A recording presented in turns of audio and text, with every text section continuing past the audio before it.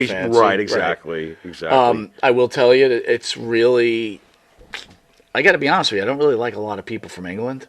I hate to say it. What's with England? I can't watch movies with English actors. It I mean, drives me nuts. now that we all know that Monty is right and the Beatles are not the all-time selling whatever, Mr. Rihanna. How many websites did you go to before you got that information? I went to one. And I saw about 7 others that said something else. You know what's funny? I bet you there's no truth to this. When you see so many different ones, it's like, you know what? Who cares anymore? But to be honest with you, Beatles changed the world. Rihanna didn't. When I looked at Rihanna, I'm like, Rihanna? I know. Okay, this got to be a type. This must be a type. I feel better now. But just for show purposes. Did Elvis change the world? Of course. Did the Beatles change the world? Of course. Did Rihanna change the world? No. Okay, cool. We're cool. No. Then we're cool. That's pretty much but it. I'd be fair to you. Did Iron Maiden change the world? No. Did Nirvana change the world?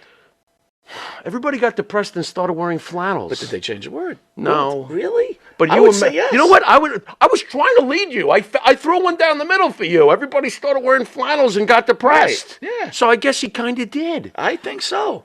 I mean, now, hold on, though. That would mean, though, too, that Iron Maiden somewhat changed the world because we all wanted to dress. Well, the Back Hall Kids did. So I guess there was some influence. Well, I think there's a difference between it being a great all-time band and being a game changer. Right. You know what I'm saying? And I think that list of game changers... That's the Beatles. Or the Beatles. Right. I would almost, if I could fairly say this, maybe the Bee Gees. The Bee Gees are the giants of what they did. I don't think they have a superior... I'm not comparing bands. What I'm talking about just changing the world. That's interesting. Musical-wise. Michael Jackson changed the world? Yeah, absolutely. Prince? It's interesting how that works, Good right? one. So Good one. is No, but I'm gonna say no. Is Michael Hogan and Prince savage? Yes. Very interesting. That's I like really... that wrestling comparative. That works. Did Black Sabbath change the world? No. The original Black Sabbath? No. We all wound up having quite the... But that's our musical taste. All I'm saying is... Interesting. Nirvana took us out of 1980s. Right. Or even the early 90s. Yeah. And changed music. Yeah, they did. Yeah, I'd be fair to say that the NWA changed the world. Oh, I still remember when they did F the Police, and I was like, wow, who are these guys? Eddie Van Halen changed the world then. He changed guitaring, but not the world. Not the world. Interesting. So when you talk about the NWA... Wow, this is pretty deep. When you talk about the NWA... Yeah.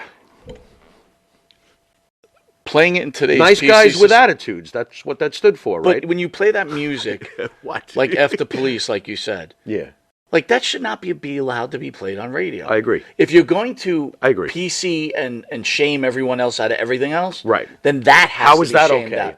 And I hear it all the time on Sirius XM. I'm like, I am with you. Are you kidding me? What was that song? Not recently, but maybe in the last year, where the chick was just being so specific about, Dude, that song's out of control. Right. That's the Margarita song. I think so. Yeah. Give me one margarita, you could do this. Give me 2 margaritas, you could do this. What on earth? I'm like, are you kidding me right now? If a 7-year-old girl hears that, it's just like, hey, what are we just doing think about here? Today's TV. 7-year-old guy. How about today's TV? Kids know about everything by the time they're 7. I know. Just off of a commercial. Are you more and more grateful as the years go on that we grew up when we did?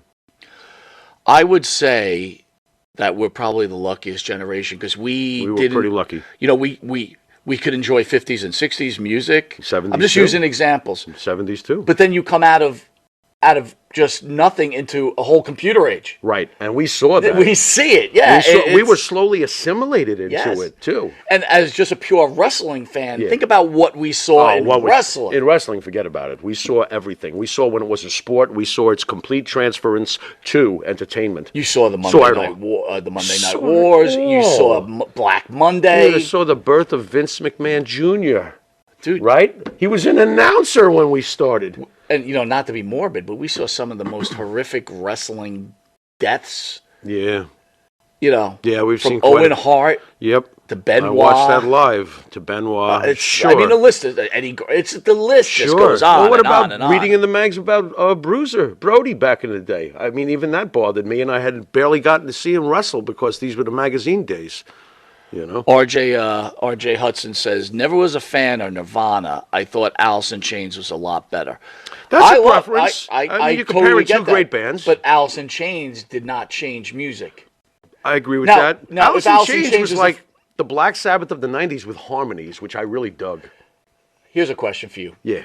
Music man. Sure. If you're the first pick. Yeah. So, example.